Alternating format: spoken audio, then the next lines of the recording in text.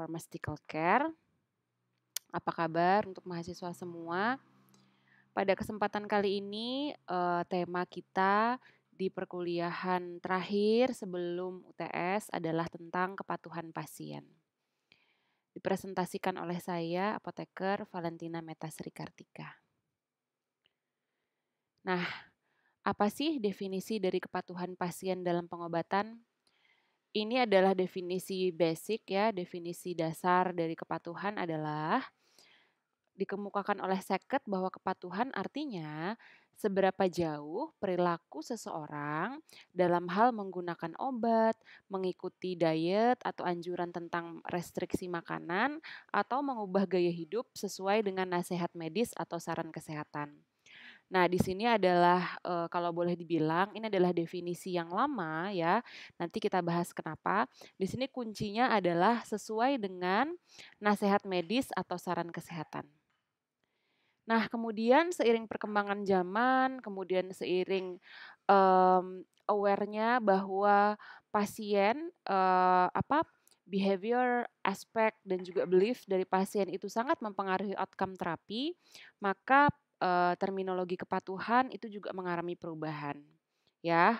Dan istilah-istilahnya kalau dalam bahasa Inggris itu juga berubah. Tadi definisi yang dikemukakan di slide pertama tadi mungkin cocok dengan definisi compliance, artinya adalah sejauh mana the extent to which the patient behavior match the prescriber recommendation. Sejauh mana perilaku dari pasien itu mengikuti apa yang disarankan atau direkomendasikan oleh penulis resep. Kemudian seiring dengan berjalannya waktu berubah lagi menjadi terms yang lebih umum yaitu adherence. Adherence adalah sejauh mana perilaku pasien, mengikuti apa yang sudah disepakati antara pasien dengan penulis resep. Di sini kelihatan ya bedanya, bahwa compliance itu pasien mengikuti apa yang diperintahkan, apa yang direkomendasikan oleh penulis resep. Sedangkan jika adherence adalah pasien mengikuti apa yang sudah disetujui oleh kesepakatan antara pasien dengan penulis resep. Di perubahan dari terminologi kepatuhan ini mempunyai makna yang sangat penting karena kita ketahui bersama bahwa sukses atau tidaknya outcome terapi pengobatan pasien selain dari pilihan obat itu bergantung pada sikap kepercayaan oleh pasien sendiri. Karena in the end of the day yang menjalani pengobatan adalah pasien. Ketika penulis resep misalnya memilihkan regimen terapi, namun jadwal minum obat ataupun efek samping dari obat misalnya tidak dapat ditolerir oleh pasien, maka pasien akan beresiko tidak patuh. Akhirnya outcome terapinya menjadi tidak tercapai. Oleh karena itu penting untuk meminta saran pasien, sikap pasien, kepercayaan pasien atau bagaimana pasien, sejauh mana pasien itu setuju dengan rekomendasi bagaimana cara meminum obat yang telah disetujui bersama oleh pasien dan juga penulis resep. Nah, kemudian berkembang lagi istilahnya menjadi concordance. Concordance ini sebenarnya mirip dengan adherence. A process of medication taking reach on the basis of discussion between the clinician and the patient. Jadi di sini bagaimana cara pasien mengkonsumsi obat itu berdasarkan diskusi sebelumnya yang telah dilaksanakan oleh penulis resep dengan pasien. Misalnya, ketika pasien diberi regimen terapi yang harus diminum 3 kali sehari, namun biayanya lebih murah dibandingkan misalnya regimen pengobatan yang diminum sekali sehari tapi biayanya lebih mahal, tapi mengurangi resiko pasien lupa minum obat, itu kira-kira yang mana yang lebih disetujui. Nah, misalnya seperti itu. Where the view of both parties, especially the patient, were taken into account. Jadi di sini di concordance ini lebih stres atau lebih menekankan pada pasien. Bagaimana pasien tersebut mampu untuk mengikuti regimen pengobatannya. Sebenarnya kurang lebih sih, cuman terms yang lebih umum itu adalah adherence. Nah, ini ilustrasinya bahwa kalau compliance model itu penulis resep posisinya adalah superior.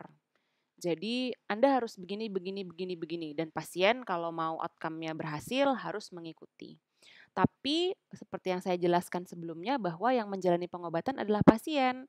Jadi pengobatan itu switch tidak dengan kebiasaan pasien sehari-hari. Misal regimen terapi sekali sehari versus 3 kali sehari, yang mana yang pasien lebih prefer. Atau misalnya pengobatan ini efek sampingnya ada menyebabkan pasien, lebih sering buang air kecil atau pasien menjadi mengantuk, bagaimana kira-kira bisa ditolerir tidak untuk pasien konsumsi? Nah, itu harus ada kesepakatan atau persetujuan dari kedua belah pihak. Kemudian model yang adherence, kalau kita lihat di sini ya, terlihat bedanya bahwa sejajar kedudukan antara penulis resep dengan pasien. Jadi harus ada diskusi dari kedua belah pihak agar apa yang direncanakan oleh penulis resep itu bisa dijalani oleh pasien. Dan hasil akhirnya adalah kepatuhan meningkat dan outcome klinis dari pasien juga membaik. Nah, di sini kelihatan juga to be taken as directed, harus dikonsumsi berdasarkan yang direkomendasikan atau disuruh atau diminta oleh dokter. Nah, kalau yang di sini dikonsumsi sesuai dengan yang disetujui, itu perubahannya. Jadi baik pasien maupun baik health professionals itu perannya sama-sama penting dalam memutuskan terapi yang akan dikonsumsi oleh pasien. Karena di sisi pasien, pasien sharing bagaimana kondisinya, bagaimana kepercayaannya atau bagaimana sikapnya terhadap suatu intervensi tertentu.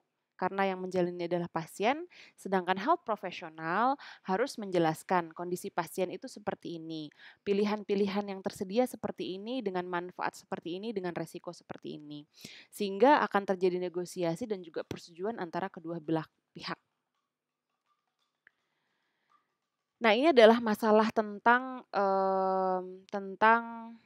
penyakit kronis ya, karena obat-obatan yang membutuhkan konsumsi secara terus-menerus, secara teratur, secara patuh itu kebanyakan atau mayoritas adalah obat-obat untuk penyakit-penyakit kronis. Jadi kita tahu bahwa sekarang ada shift yang dulu mungkin yang lebih dititik beratkan adalah penyakit infeksi atau communicable disease, sekarang mulai non-communicable disease ya. Mulai penyakit-penyakit yang sebenarnya bisa dihindari atau penyakit-penyakit yang tidak menular. Nah, ini ada survei tahun 2014 bahwa surveinya ada di US bahwa 50% dari orang dewasa di US at least have one chronic condition, setidaknya punya satu kondisi penyakit kronis. 25%-nya punya 2 atau lebih kondisi penyakit kronis. Lebih parah lagi di orang dewasa atau lansia yang umurnya lebih dari 65 tahun, nah itu 86%-nya at least punya satu kondisi kronis. Dan lebih dari 50%-nya, 61% itu paling tidak memiliki 2 atau lebih kondisi atau penyakit kronis. Sehingga penyakit kronis ini burden-nya atau bebannya itu beban pembiayaannya kurang lebih 2/3 dari total healthcare spending di sana. Nah, more chronic condition, semakin banyak penyakit kronis, maka semakin banyak obat-obatan yang harus dikonsumsi, sehingga salah satu efeknya adalah kepatuhannya mungkin akan menjadi turun ya. Semakin banyak obat yang dikonsumsi, resiko untuk tidak patuhnya semakin besar. Nah, ini ada salah satu ilustrasi yang menarik dari penelitian AHA, American Heart Association tahun 2009, bahwa misalnya ada pasien yang menebus resep sekian, 100% contohnya sekian. Nah, itu berkurang 12% ya dari yang ditulis resepnya, hanya 88% yang actually pasien itu menebus resepnya, sisanya tidak ditebus, ditulis resep tapi tidak ditebus. Nah, kemudian obat yang dikonsumsi dari yang ditebus tadi berkurang 12% lagi, hanya 76% dari obat yang ditebus tadi benar-benar dikonsumsi. Kemudian dikurangi 29% lagi, hanya 47% yang dikonsumsi secara kontinu atau secara patuh ya. Nah, bagaimana sih sebenarnya peran dari kepatuhan terhadap total biaya pengobatan ya. Kita lihat di sini bagaimana ya cara membaca. Ayo coba adik-adik perhatikan dulu ini tabel tentang apa. Yang di sebelah vertikalnya adalah rata-rata besaran pengeluaran kesehatan per tahun. Jadi ini adalah biaya pengeluaran per tahun, sedangkan yang sumbu X-nya itu adalah persentase dari kepatuhan. Jadi semakin ke kanan itu persentase kepatuhan semakin tinggi. Sedangkan kalau yang ini adalah biaya persepan, yang ini adalah biaya medical atau biaya, yang dikeluarkan akibat, kondisinya gitu ya. Nah, kita lihat ya, semakin kecil kepatuhan, oke, semakin kecil kepatuhan maka tidak banyak resep yang ditebus atau malah tidak ada resep yang ditebus, makanya tidak ada warna kuning di sini. Tapi biaya yang dikeluarkan total karena pasien tersebut menderita penyakit, biaya di sini mungkin bisa biaya, kesakitan ya, biaya intangible, biaya pasien karena pasien sakit, pasien tidak masuk kantor sehingga produktivitasnya menurun. Jadi biaya-biaya akibat tidak meminum obat, mungkin kondisinya lebih buruk sehingga memerlukan pengobatan yang lebih kompleks, itu totalnya paling tinggi untuk, pasien dengan kepatuhan yang paling rendah. Nah, kita bandingkan dengan pasien yang kepatuhannya paling tinggi, memang karena pasien patuh kan berarti mengeluarkan biaya untuk pengobatannya kan besar ya. Kita lihat di sini kuningnya paling lebar. Tapi setelah dihitung-hitung, biaya total karena pasien menderita penyakit tersebut itu paling rendah pada pasien yang memiliki tingkat kepatuhan yang paling tinggi, ya. Bisa dipahami ya di sini ya. Nah, bagaimana kasus dari tidak patuh sendiri?